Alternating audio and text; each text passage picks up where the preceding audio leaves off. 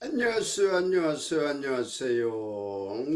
여러분의 유튜브 자키 사주남 넘버 원. 오늘은 지난번에 말씀드린 것처럼 느낌이 있는 사주팔자 여행에 대해서 여러분들과 함께 재미있는 시간을 보내보도록 하겠습니다. 느낌이 있는 사주팔자 여행 떠나보겠습니다. 제가 이렇게 사람들 장명도 참 잘해요. 그래서 저한테 이렇게 장명이나 개명을 하신 분들이 선생님 이름은 너무 현대적이고 너무 이렇게 발음이 좋고 너무 이렇게 느낌도 좋고 막 이렇게 이제 칭찬들을 해주시거든요. 근데 제가 그 장명만 잘하는 줄 알았더니 이렇게 이런 거 느낌이 있는 사주팔자 여행 이런 것도 좀 이렇게 잘 생각을 해내더라고요. 느낌이 있는 사주팔자 여행이 도대체 뭐냐고요?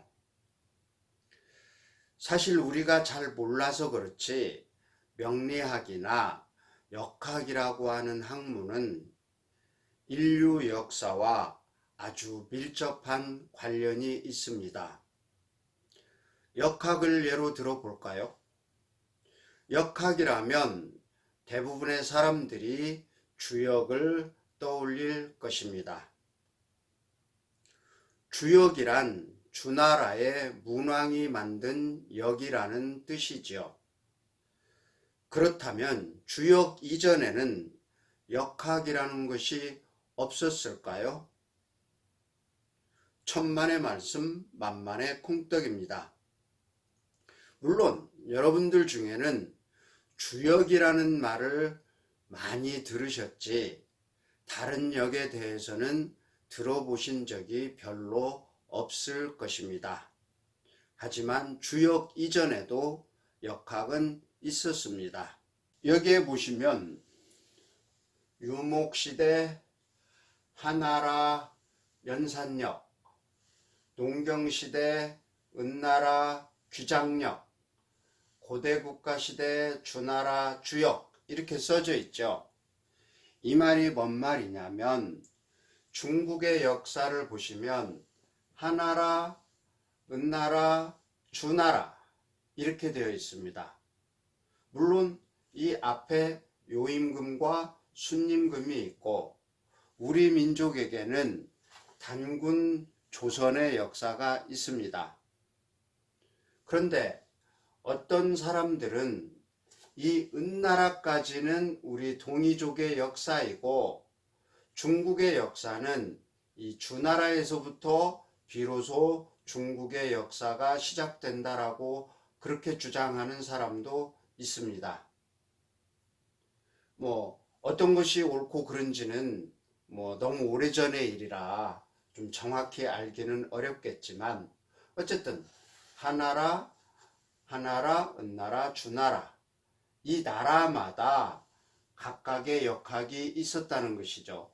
한나라에는 연산역, 은나라에는 귀장역, 주나라에는 주역 이렇게 각각의 시대에 맞는 각각의 시대를 설명해주는 그런 역학이 있었다는 것입니다. 이것을 좀 다르게 설명해 보면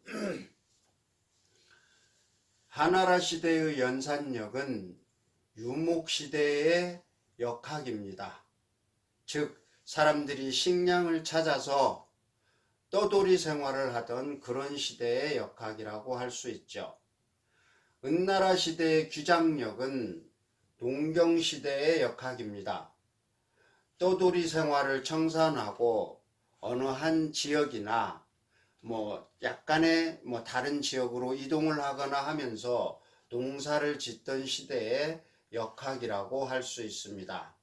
그리고 주나라의 주역이란 비로소 주나라 때에 고대 국가가 형성이 되면서 그 고대 국가 시대의 어떤 사회 규범이나 이런 것들을 다루었던 역학이 바로 주역이라고 할 수 있는 것이죠.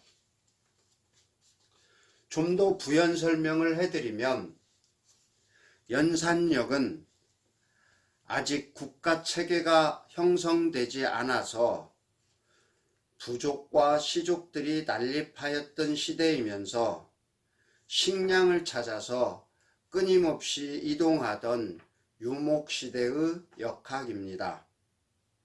따라서 태풍, 홍수, 전염병 등과 같은 자연재해에 대해서 어떻게 대응하느냐가 제일 중요한 문제였습니다. 그리고 갑작스런 기후변화에 대응하기 위해서 하늘, 즉 태양과 달과 별 및 별자리의 운행 법칙을 중요하게 생각했던 시대의 역학입니다. 한마디로 말씀드리면 연산력이란 기후, 즉 날씨의 변화에 대한 지혜라고 할 수 있습니다. 그리고 이때의 오행은 기후 변화, 계절의 변화에 대응하는 순환하는 개념의 오행이라고 할 수 있습니다. 그럼 순환하는 오행이 도대체 뭘까요? 그것은 바로 시간에 관한 오행이라고 할 수 있는 것입니다. 구성술, 자미두수 이런 것이 대표적이라고 할 수 있겠죠. 자, 그럼 두 번째, 은나라 시대의 귀장력이란 무엇일까요?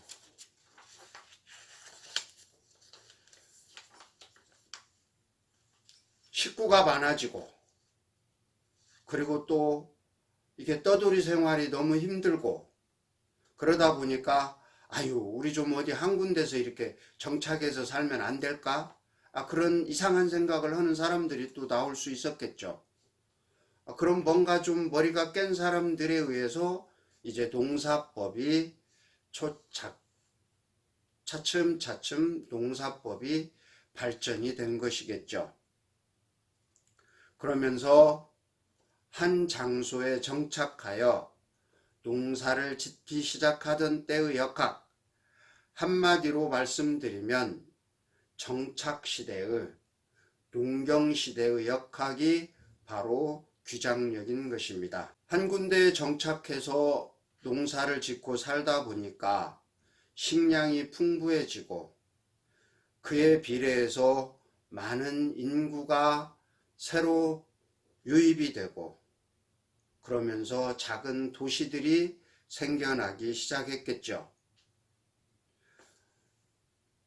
순환이죠. 사람이 많아지니 식량이 많아지고 식량이 많아지니 또 사람이 많아지고, 그런데 그 많은 사람들을 먹여 살리기 위해서 식량을 많이 생산해내야 되는데 이제는 날씨의 변화뿐만이 아니라 그 땅에 관한 지식도 중요해지게 되었겠죠.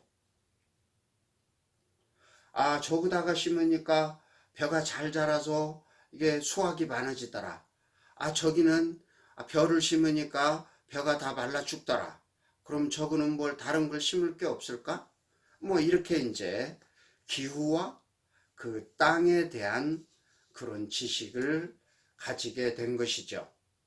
그런데 그 땅에 대한 지식이라고 하는 것은 꼭 농사와 관련된 것뿐만이 아니라 산짐승이나 자연재해로부터 안전한 지역을 찾는 것도 중요한 지식이 된 것입니다. 농사를 짓기에 좋은 땅, 살기에도 좋은 땅, 이러한 땅에 대한 지혜, 이것이 바로 귀장력의 특징입니다. 여러분 풍수에 대해서 관심이 있으신 분들은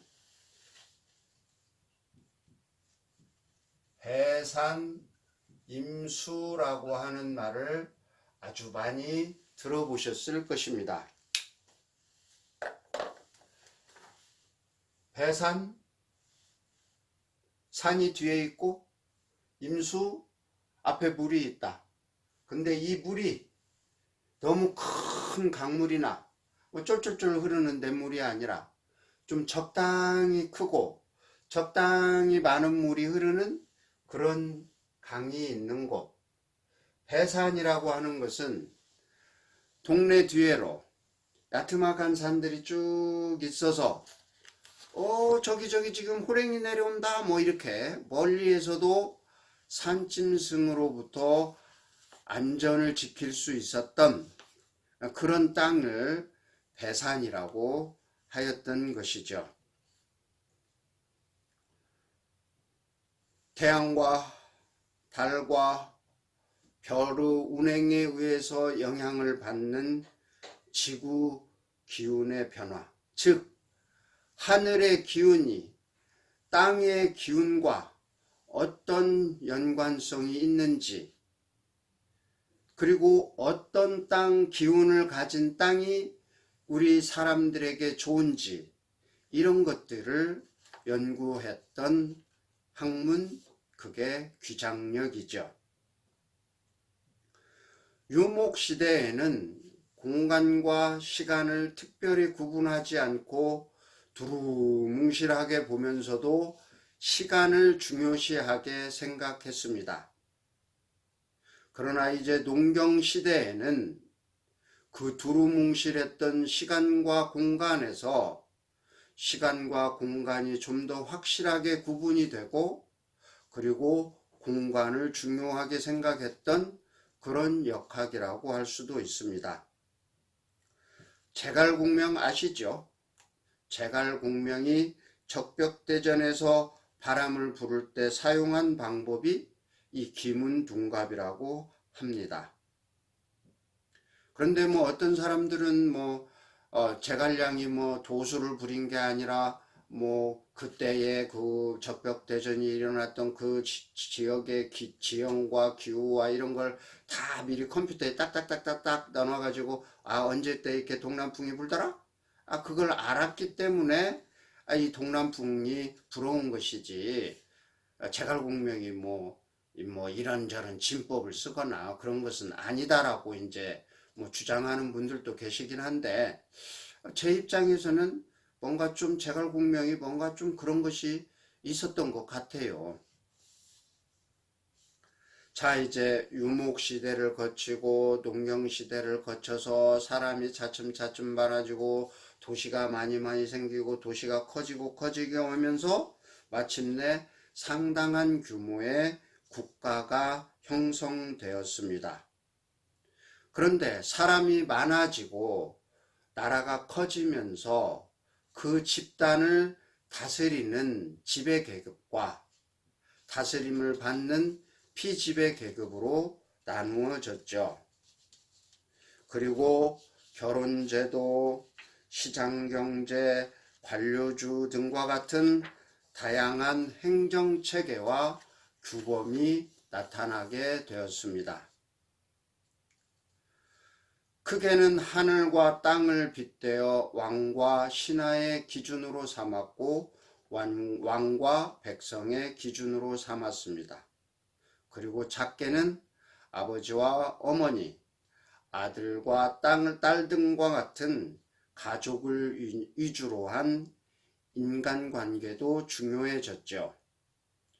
한마디로 주역이란 왕과 신하, 왕과 백성, 제후와 백성, 그리고 한 가정에서의 아버지, 어머니, 딸, 아들, 이런 인간관계를 중심으로 하여 만들어진 역학이라고 할 수 있습니다. 이와 같이 역학이란 어떤 시대, 어떤 역학이든 간에 인간의 삶, 인류의 역사와 아주 밀접하게 연관되어 있기 때문에 수많은 이야깃거리를 내포하고 있습니다. 그리스 로마 시대의 신화? 그것은 비교도 안 될 정도로 훨씬 더 웅대하고 다양한 이야기들이 있었습니다. 그리고 그 이야기들의 핵심이 바로 우리 한민족이었던 것입니다.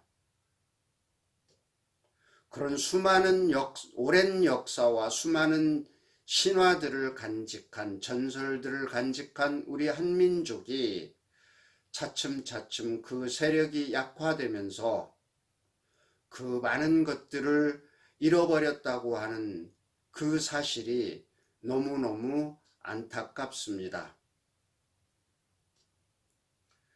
이렇게 흥미진진한 이야기들을 들으면서 사주팔자 여행을 하다 보면 역학에 대한 완전히 새로운 느낌을 갖게 될 것입니다. 자, 준비하시고 망설이지 마시고 사주남의 여행 기차에 올라타세요. 추억에 남을 유익한 시간을 보장하겠습니다. 다음 시간 예고편이 빠지면 안 되겠죠. 다음 시간에는 이 한민족 점성술, 오리엔탈 애스트랄라지, 한민족 점성술에 대해서 말씀을 드리고, 이 유튜브 자키, 왜 유튜브 자키라고 하게 됐는지, 그리고 1인 정보기업이란 무엇인지 이것들에 대해서 간단히 말씀드리고 7번째 시간을 마치도록 할 것입니다. 그리고 8번째 시간부터는 좀 더 깊이 있는, 좀 더 전문적인 그런 내용을 가지고 우리가 좀 더 깊이 있는 공부를 해보도록 하겠습니다. 여러분, 일주일 동안 안녕.